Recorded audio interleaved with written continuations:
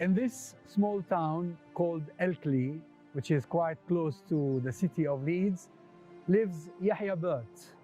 We're going to visit him at home to inquire about what prompted him to make his journey to Islam. His journey to Islam started in 1989. Let's go together.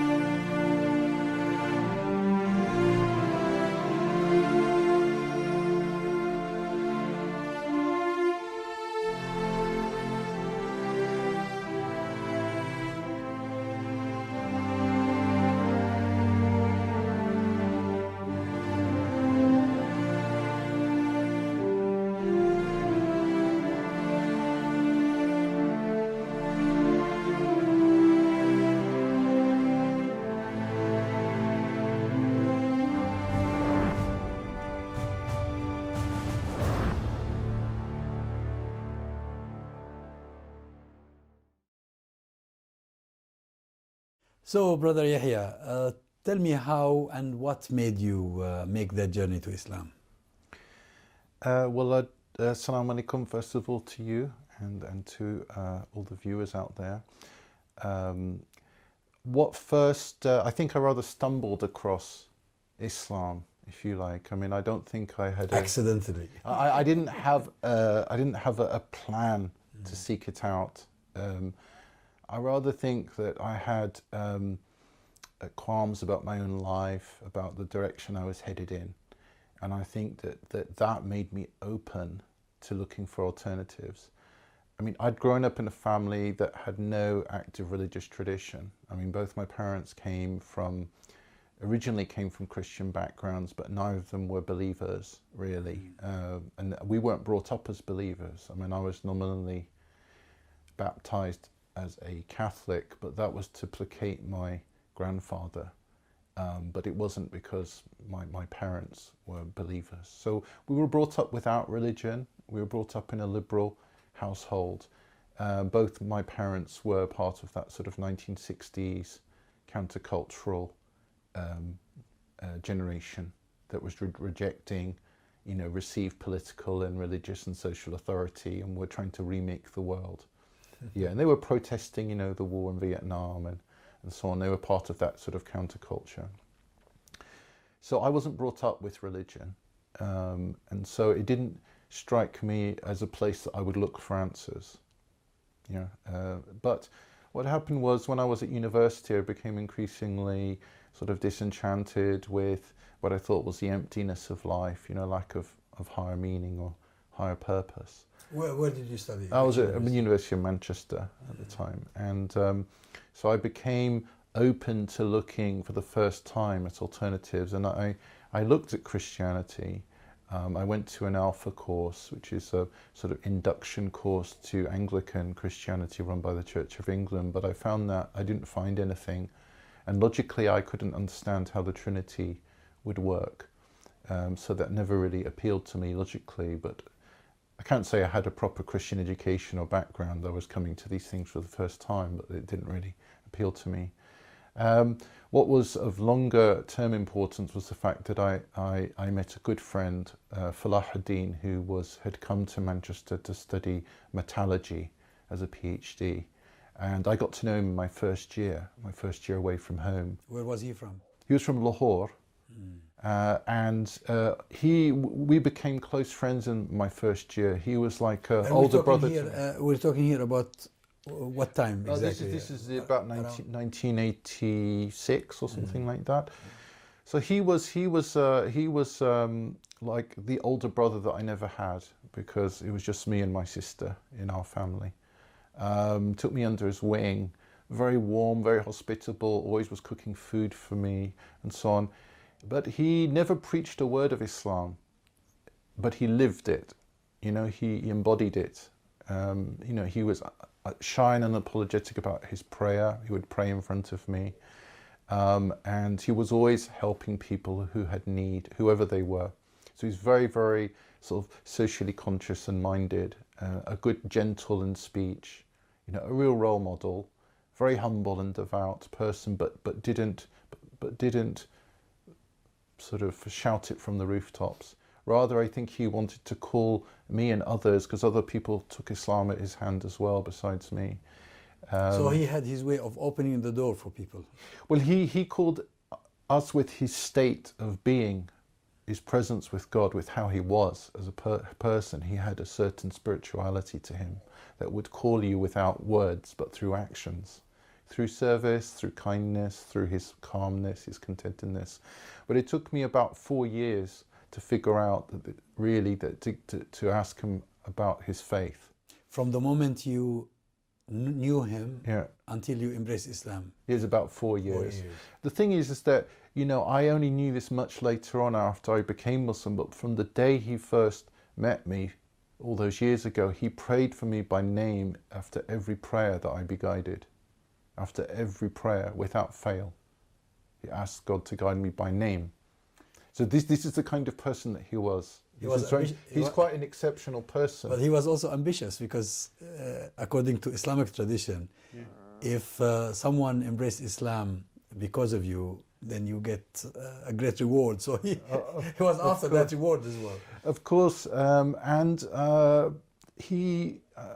I'll give you one example of what his character was like. Okay, so we lost contact after that first year, and I didn't see him for a couple of years. Okay, and I had left, you know, student accommodation gets booked up. If you leave it late into September, you're desperately trying to find a place to live. Okay, and me and my friend Michael, who another non-Muslim, we had both left it late. We're frantically going around Manchester trying to find a place to stay. Now, my friend Falahuddin, we bumped into him, and remember, this has been a few years since I'd seen him. He said, "Oh, it's been so long, Jonathan, please, let's go have a coffee, let's sit down," you know, and he quickly found out that we were, you know, needing somewhere to stay. Immediately, without hesitation, he said, "Why don't you and Michael come and live with me?" Okay, just like that, at a drop of a hat. And we have 2 spare rooms, it will be ideal. And Michael wasn't very sure at this idea, but I assured him that Falahuddin was a good person and I'd known him, you know, known him well. And what I didn't know at the time was his other flatmate. There was a fourth person, Mr. Khan, who was another friend of his from Pakistan, who was also doing a PhD there. He vehemently objected to our coming to the flat. He said, "Look, Falahuddin, are you mad? We don't know who these people are. They will smoke, they will drink, they'll bring back girls, they'll play music, they'll put bacon in the fridge. It will be a nightmare." So you bring in these kuffar. How can you bring these people? They will make our life a misery and they will affect and influence us. And he said, "My dear brother, you always think about how they will influence us. Why don't you think about how we will influence them?" Yes, That's what he said. And so then we moved in, and you know, after not having seen him for a couple of years, I was much more, at that point, actively, possibly looking for alternatives, spiritual alternatives. And I could see him every night. He was a hafiz of the Quran. Every night he would recite the Quran for about 40 minutes, 50 minutes. He would always keep his door open so we could hear the melody of the recitation of the Quran coming across the landing. And I just felt I should ask him. So I asked him after about a month or 2, I asked him, I said, "You know, tell me, Falahuddin, tell me about this religion of yours. How is it that you have found all this contentedness and happiness in your life?" Because this is one thing I really saw from him, that he really was at ease with himself, at ease with the world, at ease with people. You know, I said, "How did you find that contentment? You know, what's your secret?" Is what I was asking him, really. And Falahuddin, you know, he went into overdrive at that point, and every night after I said that to him, a new person would come to the house in the evening and talk, some other converts or you know, some old friends of his who were wise and maybe more learned in the ways of Islam. Somebody would come every night and they would talk to me, you know. So I was very accepting at that stage. I didn't really ask for any books. I didn't ask for any deep theological discussions or anything like that. I just thought, I think he's on a right path, and I should just trust in the matter and take a first step. So I really was open. I had doubts and intellectual probably things in my mind, but I thought, let me go with my heart rather than with my head. Until that moment, you haven't had any acquaintance with someone who, before you embraced Islam? I mean, did I know other Muslims in my life before that? Converts? No, not as such. I mean, we grew up in a multicultural part of South London, so I had plenty of exposure to. I wasn't some white kid in a white suburb who never met anybody. So I knew roughly. I mean, I knew that there were Muslims in the world, and we'd travelled and we'd seen places, but I wouldn't say that I had a great deal of knowledge or anything like that. And so but basically, he took me to the Tablighi Jamaat Markaz in Dewsbury, which was about an hour's drive from Manchester. He was a Tablighi himself? I would describe him as a Tablighi, but of independent mind. Okay. He's not one of life's conformists, you know. So a bit of a maverick, I would say, in a good way. Yeah. So in any case, he took me there, and I was blown away because if you've been there, the size of the prayer hall, it was full of people dressed in these white robes, these white imamas, turbans. And I was like, I thought, where am I in England? You know, I was just like really shocked. And they just said, look, just follow them, just pray along. And I said, I don't know what I'm doing, but they just made me pray with them. And afterwards I went to the Imam, who was the head then of the seminary that was attached to Dewsbury. He's now passed away, rahimahullah, but he took my shahada on that night. And that Thursday night, 19th of October, 1989. And I felt very much there was a lot of light in that room and a lot of light entering me at that point. This is what I remember, and I remember that feeling. What was your family's response to this? Well, with my family, they felt conflicted. So between two things. The first thing was that as liberals, they believe in the value of autonomy and free choice. So in principle, they said, well, you know, you have a right to make your own life choices, you know, and in that regard, we accept your decision and we won't, you know, we won't sort of challenge you. But at the same time, we have to say that we're unhappy with your decision, and you know it goes against our secular liberal values. And you know they were worried about my state of mind. They thought that maybe they definitely felt that Falahuddin was a kind of charismatic person who was maybe unduly influencing me. So they had concerns about that. They saw the Tablighi Jamaat potentially as a kind of cult, you know, which was brainwashing me. Because I then subsequently over the next sort of 3 years I was quite heavily involved with the Tablighi Jamaat. Traveling with them? Yeah, not for 3 years solidly, but I was actively involved with them when I went home to London, and I spent 40 days going across mosques in the north with them. That was about a month after I converted, and then I spent 4 months in India and Pakistan.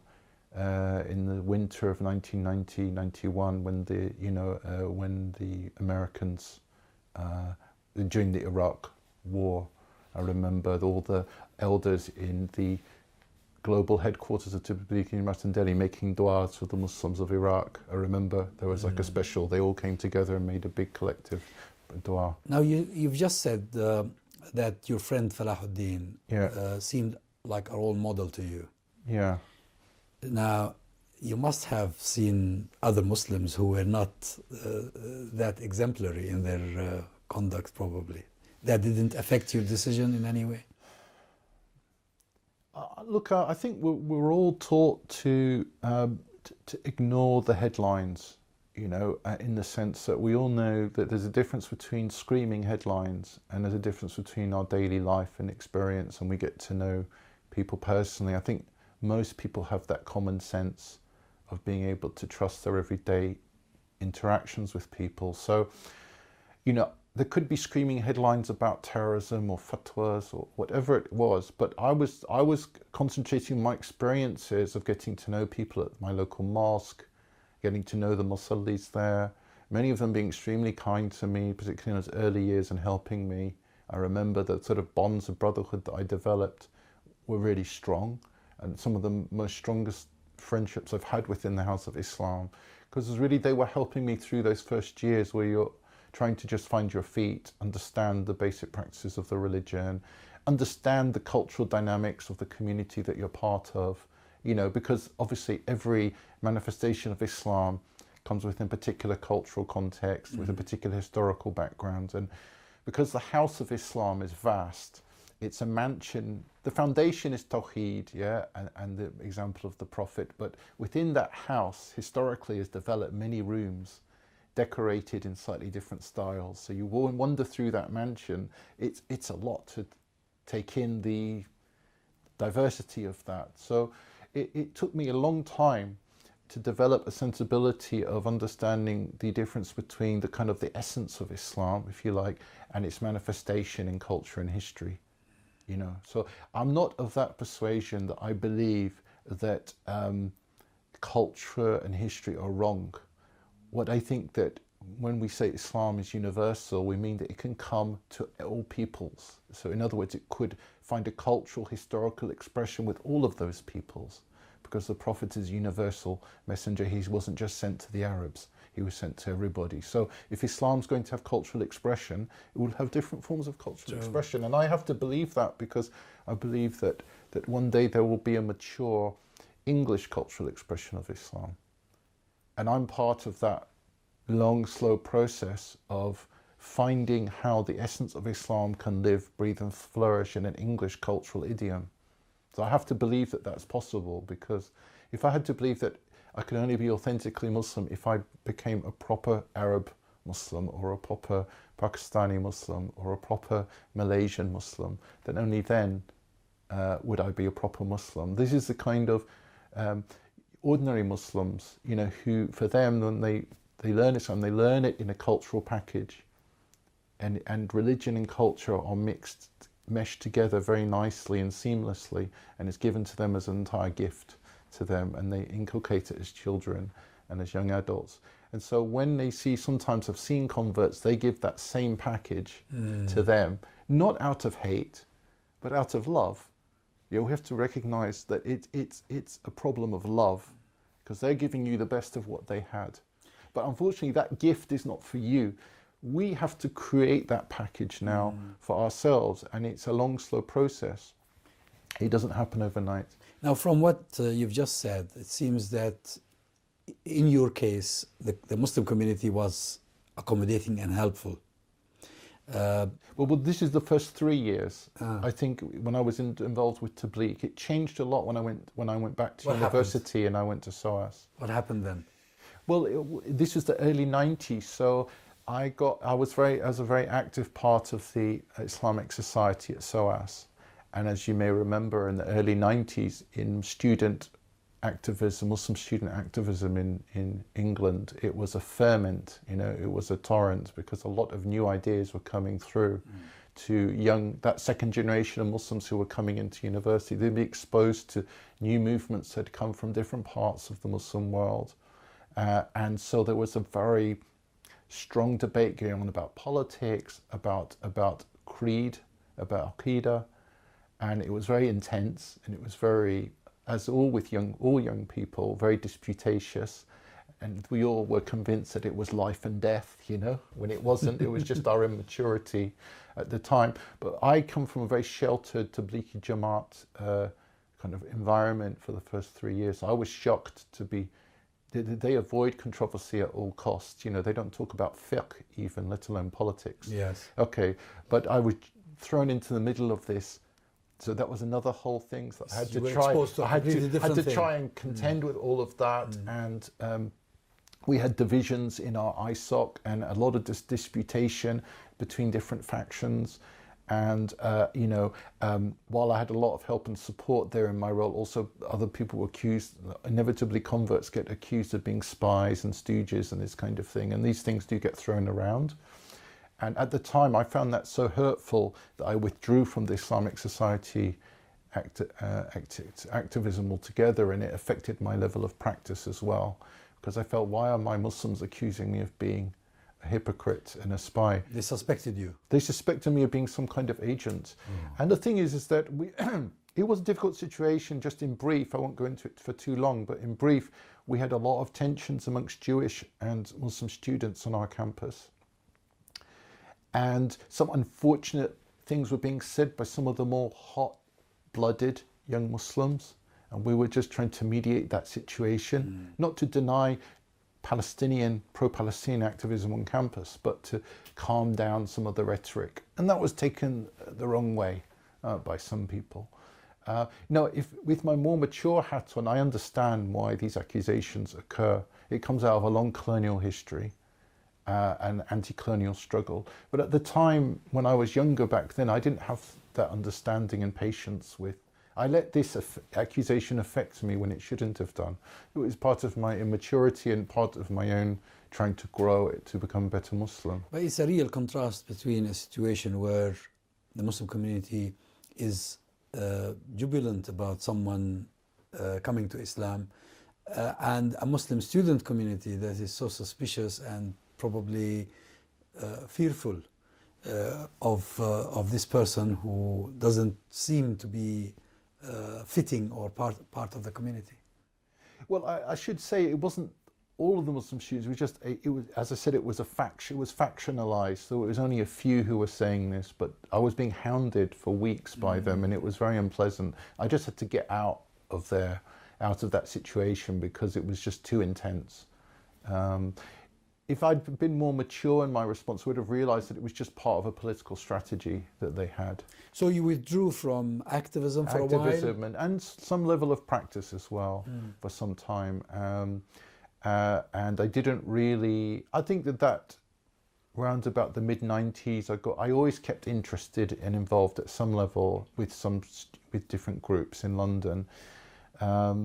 But I think what the difference was probably meeting my wife in '97 and getting married, and and starting a Muslim family together. Had our first son in 2001. Was she born a Muslim or was she a convert? No, my wife was originally born in India, but grew up in the UK from a young age, and is an intellectual academic in her own right. And she comes from a noble family that has served the cause of Islam in India for generations, as imams, as muftis, as people who've built religious institutions of importance and spread the deen amongst the people, and combated ignorance and spread knowledge and so on. So that she comes from a noble lineage. Her father was an imam here in the UK in the 1970s. Now I understand that it took you a while to come out publicly as a Muslim, and that's because of family considerations. Yeah, that's right. Well, as a younger generation won't be aware of this, my father is well known, so he has been a public figure. So he was Director General of the BBC in the 1990s, retiring in 2000. He was a controversial figure at the time because he was bringing certain reforms at the BBC that were internally unpopular, and that led to a lot of negative press coverage. And we had paparazzi, outside the gates of the house. So they were looking for a story somewhere. They're looking for a story, and having growing up, converted to Islam in '89, in the middle of all of this press attention to my father, I took the decision that I wouldn't piggyback on my father's fame in order to promote the deen. And a lot of Muslim organizations, community organizations, individuals approached me over that whole decade of the 90s saying, come and do this, do that talk, do this, do that, with that very aim in mind. But I took the decision that actually my family would look down on me and judge me negatively for doing that, for using my father's name and fame for that purpose. They would receive that negatively. So I took the decision that I shouldn't have a more public profile or do any writing or speaking until I judged that situation had changed. And I felt that that did change in 2000 when my father retired or stood down from the BBC. Is it likely that there are such Muslim individuals who, because of similar considerations, do not come out in public as Muslims? People who convert to Islam but keep it to themselves? Well, amongst the converts who are publicly known, who've come out publicly as converts, we do talk about this on occasion, and we do speculate. We speculate about some people. We're not sure whether they have converted or not. You suspect? We suspect, but they're, you know, they're Islamophiles. They're very friendly towards Muslims and Islam. They support Muslims and they stick their necks out for them. And you sometimes wonder. And then I know of at least one case, one prominent individual who's got a high position who has converted, but you know, I'm under obligation to maintain their anonymity.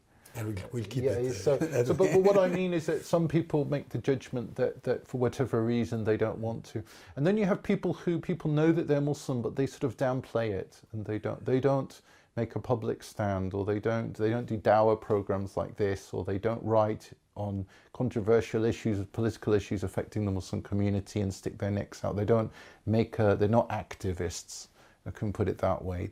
They're just Muslims people know they're Muslims, but they're just quietly living their life and bringing up their families, you know, as good Muslims, etc. You know, just trying to be good Muslims. But so I don't know. I couldn't give you a figure. I couldn't give you you know, an analysis.